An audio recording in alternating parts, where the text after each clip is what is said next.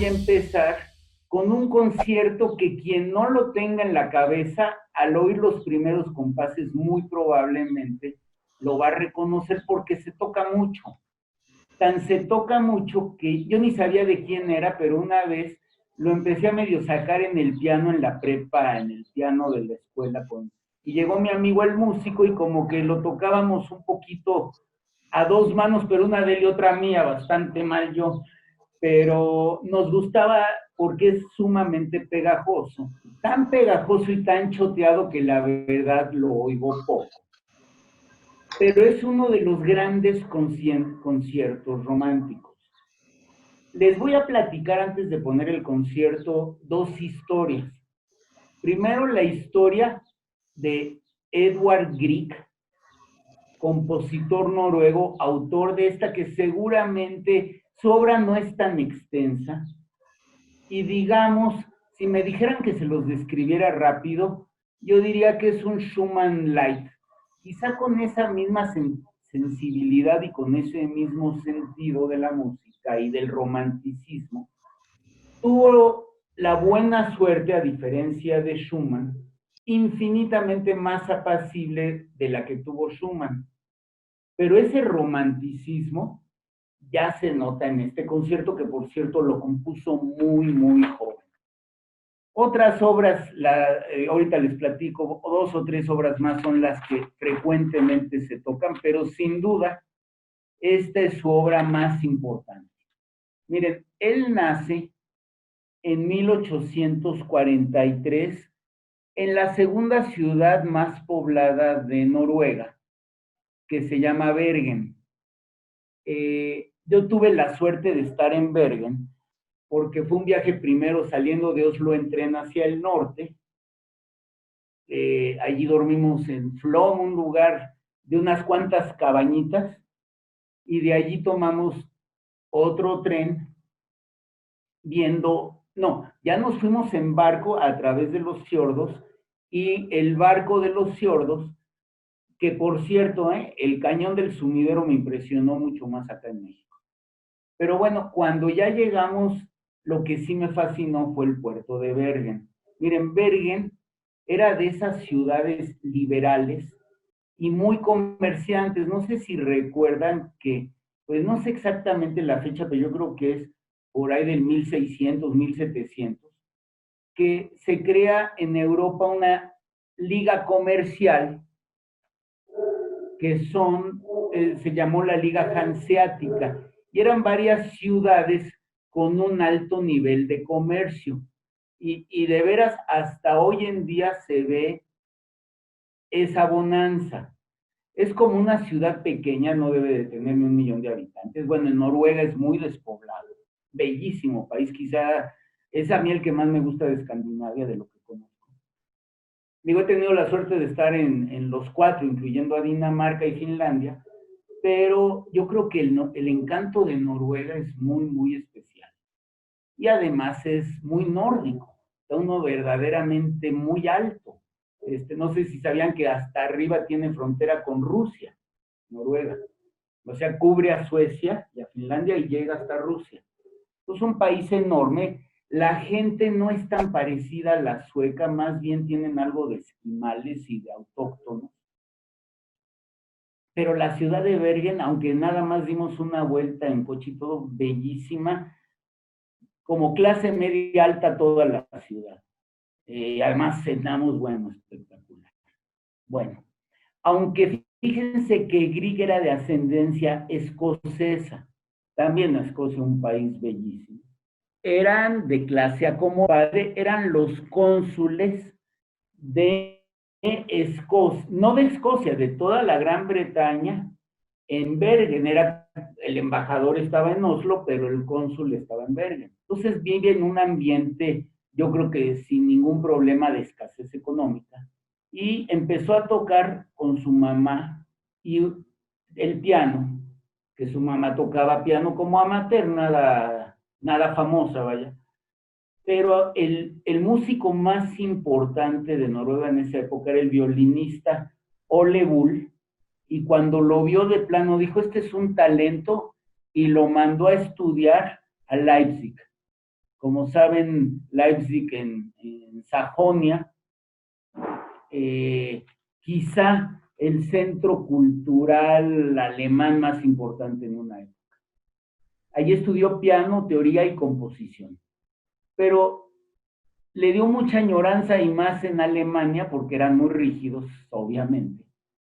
Pero aún así se aguantó y lo que lo influyó mucho fue conocer la música de Schumann, que ya ven cómo nos ha gustado.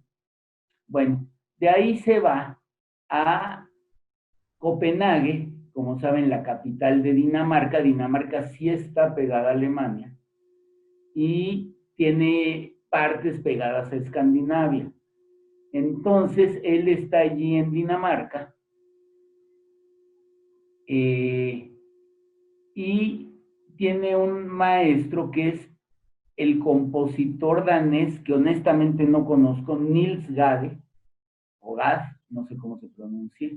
Lo valoró muchísimo y como que le provocó que compusiera una sinfonía. Pero miren, como se dice de Grieg, y me gustó la comparación, Grieg es como miniaturista. Salvo este concierto que es como una obra muy juvenil, muy tórrida, bellísima. Pero me imagino es como si a Vermeer, el pintor, le hubieran, que pinta como el momentito, en cuadros pequeños, es como si a él le hubiera hecho la Capilla Sixtina, así sería como para que hiciera una sinfonía, que inclusive sí bosquejó algo y luego él mismo la destruyó. Lo más, digamos, elaborado orquestalmente es este concierto. Tiene, bueno, ahorita les platico las otras obras que se escuchan. Y de plano se regresa a Noruega y se interesó, él nace, por cierto, no les he dado las fechas, en 1843. ¿Qué nos dice eso? 3 años después de Tchaikovsky. Están de moda los románticos, ¿cómo les podría yo llamar? Románticos nacionalistas o folclóricos, antes de los post-románticos y después de los románticos del 1810 como Schumann, Chopin o Mendelssohn. Aquí ya más bien es, después de Brahms están Tchaikovsky, Dvorak, Smetana, como los que tocan mucho la música popular y la van adaptando a estas formas musicales más complejas. Se casó con su prima, yo creo que ahí se acostumbraba, estuvimos en una boda en Noruega, no es tan diferente aquí, otra cosa.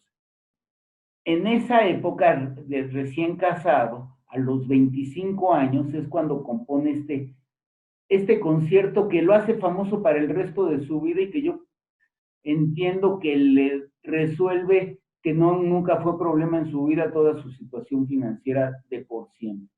Inclusive el final está basado en una canción folclórica, ya lo oiremos. Luego, cuando está en un viaje a Italia, conoce el concierto y le encanta y lo toca Liszt. Y luego, el famosísimo dramaturgo noruego, el de Casa de Muñecas, Henrik Ibsen, le encarga la música de una historia, bueno, es una obra de teatro muy, muy atormentada que se llama Peer Gynt, y él hace la música, y gana muchísimas condecoraciones. Hace años yo vi una película de él, acerca de él, y es como novelizado, pero la verdad tuvo una vida muy sencilla y es de los músicos que no eran neuróticos para nada. Luego compone, que es la única obra que yo he oído en vivo aparte del concierto para piano. Es más, ni recuerdo si alguna vez he oído en vivo el concierto para piano. Quizá ya no se toca tanto, ahorita ustedes recordarán los que van aquí a la Sinfónica, por ejemplo, qué tan frecuentemente lo tocan. Entonces hace que eso sí lo oí una vez aquí con un conjunto, creo que era checo, en la Sala Nesa, una orquesta de cámara, la Suite Holberg. Holberg era un literato noruego muy respetado. Y entonces su mayor producción es en canciones y miniaturas pianísticas. Tiene 25 ciclos de canciones. En su vida, además, era un pianista extraordinario, dicen que legendario, y vivía muy bien de sus conciertos, no se desgastaba demasiado, pero viajó muy bien. Yo diría que fue una vida con buena estrella. Eh, Tiene rasgos impresionistas y según lo que leí, a ver, quiero ver si lo identificamos, es influencia sobre Ravel, Debussy. No sé si conocen la música de Frédéric Delius, inglés a pesar de ascendencia alemana, y es, hagan de cuenta, como ver un cuadro de Turner o Constable, es así como muy etéreo, muy inglés. Sibelius, que por cierto yo creo que la próxima semana doy la voz de Sibelius. Y ¿saben quién más? Otro muy folclórico, aunque mucho más modernista y maravilloso, que es Bela Bartok. Eso es lo que les puedo platicar de Edvard, se escribe con B chica, igual que Munch, el pintor del grito noruego. Y lo vamos a escuchar ni más ni menos que con Arthur Rubinstein. Miren, si ya hablé de Sviatoslav Richter y también ya hablé de Vladimir Horowitz, yo diría que la triada de los grandes pianistas de cuando yo era niño, ya Raúl y Schnabel eran de una generación más antigua, ya eran muy grandes cuando yo era niño. Pero, digamos, los que estaban en pleno apogeo en esa época y que los tres son icónicos son precisamente Sviatoslav Richter, Vladimir Horowitz y quizá el más conocido porque vino varias veces a México y además de que era un tipo muy carismático, fue ni más ni menos que Arthur Rubinstein. Cuando empecé a escuchar el concierto, bueno, desde que entra, se da uno cuenta de la diferencia. Van a oír con qué poder entra en el primer movimiento. Bueno, les platico de Rubinstein. Rubinstein nace en el año de 1887 en una ciudad polaca muy importante, muy grande, que se llama Lodz, es L-O-D-Z. Lodz le decían en una época el Manchester de Polonia porque era la ciudad industrial.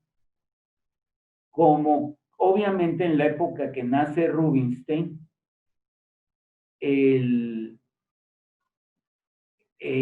pertenece a Prusia, en esa época, acuérdense que Polonia antes de la Primera Guerra Mundial estaba repartido, digamos, entre Rusia, Prusia y Austria.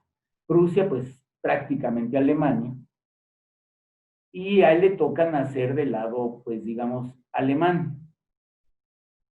Muere en Ginebra en 1982, ni más ni menos que a los 95 años. Miren, de él qué se dice, carismático, fascinante. Es más, yo les recomiendo, hay unos documentales que él hizo, que inclusive los pasaban cada semana y es extenso el material.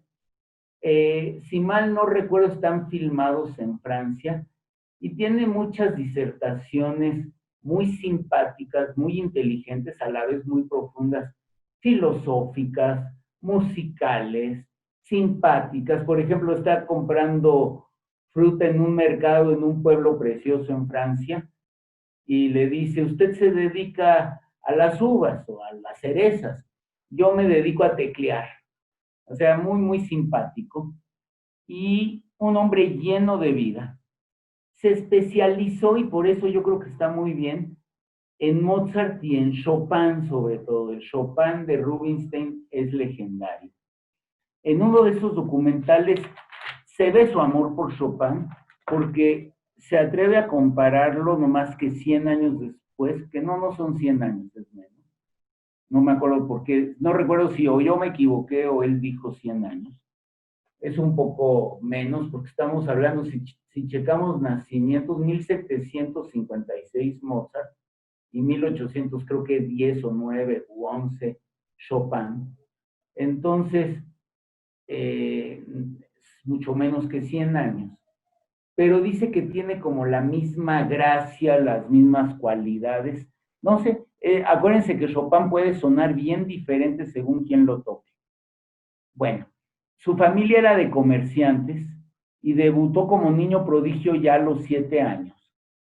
El que lo ve y le echa el ojo como un gran pianista y lo patrocina, digamos, es el famosísimo violinista, decían el mejor de su época, Joseph Joachim Húngaro él, es a quien Brahms le dedica el tercer movimiento de su concierto para violín.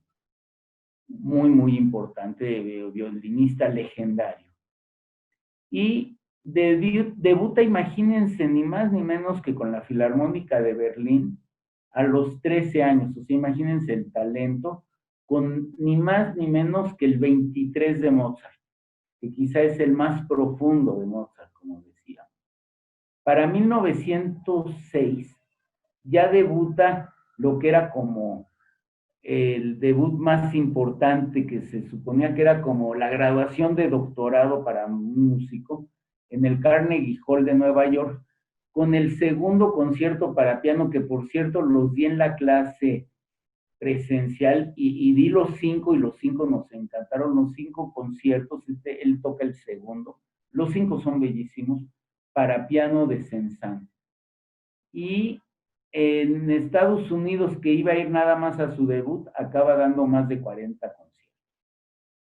Él solo regresa a Europa para sí dar unos pocos conciertos, pero sentía que tenía que estudiar y madurar más, con toda la honradez, porque le gustaba mucho Estados Unidos. Llegó inclusive a viajar hasta Rusia, y allí ni más ni menos con el de que también ya platicamos en la clase, con el gran Sergei Kusevitsky, también tocó con él. En España, se enamoró de España, de la cultura española, y lo que iban a hacer una gira de 4 conciertos acabó en 120, y se considera uno de los mejores intérpretes de la música española, que por cierto hay una leyenda negra que dice que la mejor música española no lo compusieron los españoles, sino extranjeros. Bueno, hay muy buenos españoles, pensemos en De Falla, en Albeniz, Turina, sí, todos tienen ese sabor muy español, pero también hay grandes obras de músicos no españoles con temas españoles, que recuerde así ahorita bote pronto, pues el capricho español maravilloso de Rimsky-Kórsakov, la sinfonía española del francés Lalo Lalo, porque era Eduardo Lalo, entonces le decían Lalo Lalo. Y luego está también ni más ni menos que la que el propio Mahler, imagínense, considera la obra más perfecta. Yo quizá no coincidiría, que es la ópera Carmen de Bizet. Viaja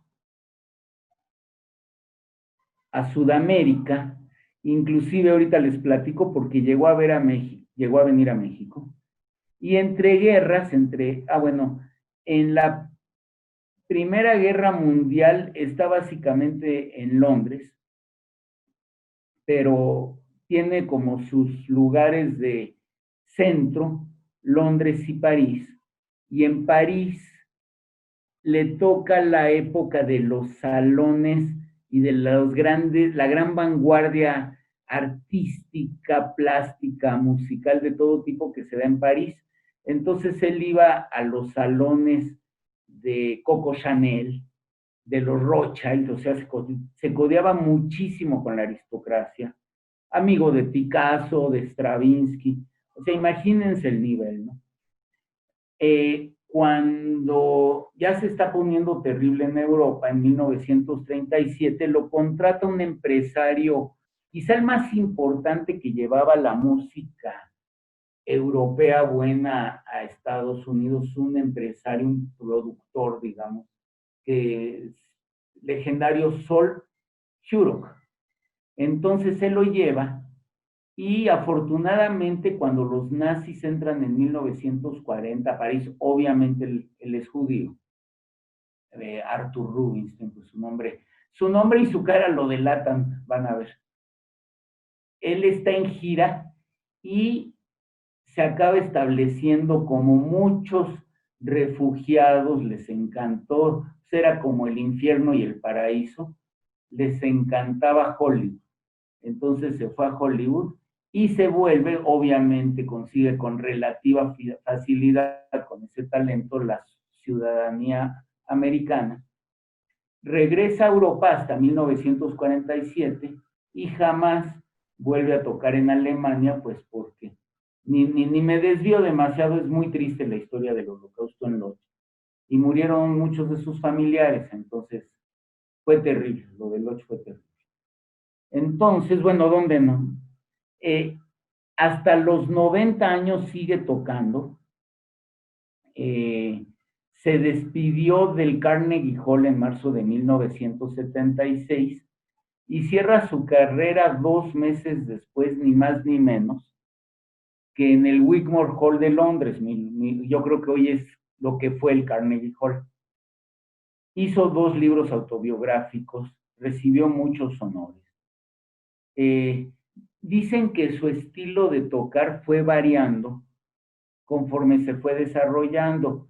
De virtuoso y muy chispante, luego se volvió muy aristocrático y tocaba más para gustar que para deslumbrar. Combina, como pocos, lo fiero con lo poético. Es una interpretación, como esto lo dice la crítica, emocionante y reveladora. Ya nomás les platico una anécdota.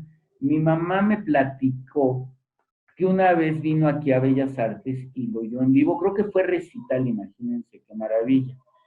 Y no sé si como un acto de excentricidad o simpático o qué, sale y se sienta en el banco para tocar.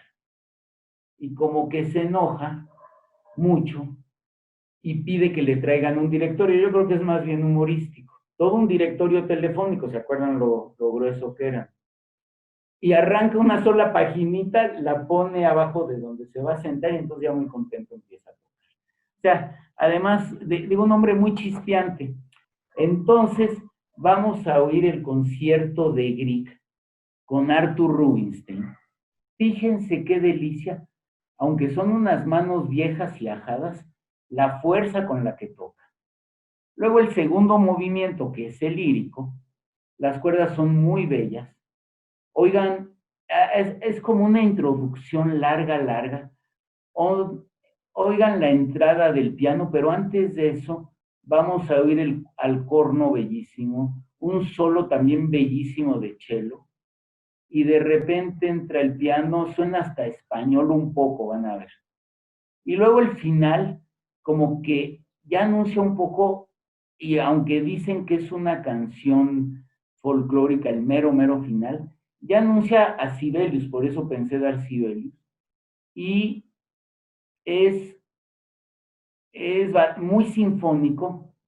Oigan los timbales y oigan también lo romántico que es el personaje.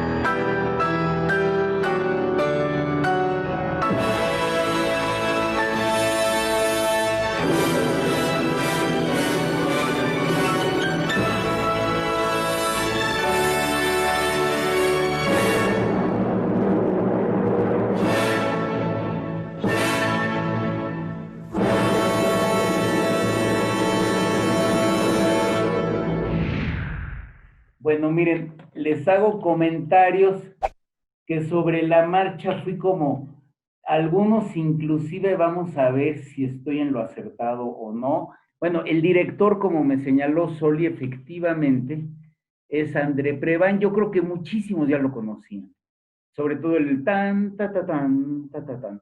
Luego, no sé si se fijaron, y eso es inevitable siempre en la música o escocesa o escandinava de los lugares muy norteños de Europa Occidental, que tienen todas esas leyendas de gnomos, duendes y todo, y como que siempre hay una referencia ahí como medio sutil o a veces ni tan sutil.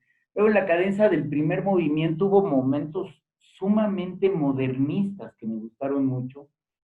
Eh, yo creo que este concierto, bueno, a mí, yo ahorita les voy a explicar, me gusta esta interpretación por fuerte, como enérgica.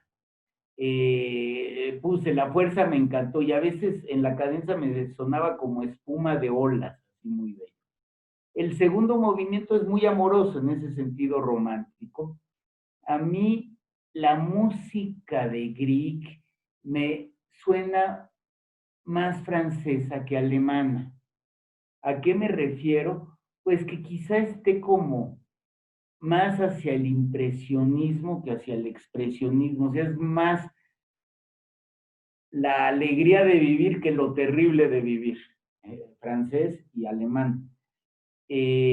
Menos grave, más colorido, inclusive en cuanto a materia, ¿no? Si hay 4 materias que son, pues fuego obviamente no es, tierra yo creo que tampoco, es más bien aérea, un poco más aéreo y en todo caso acuático, pero agua puede ser muy terrible o puede ser muy agradable, es como agua agradable, o sea, muy, muy al estilo ya de Schumann, pero sin la,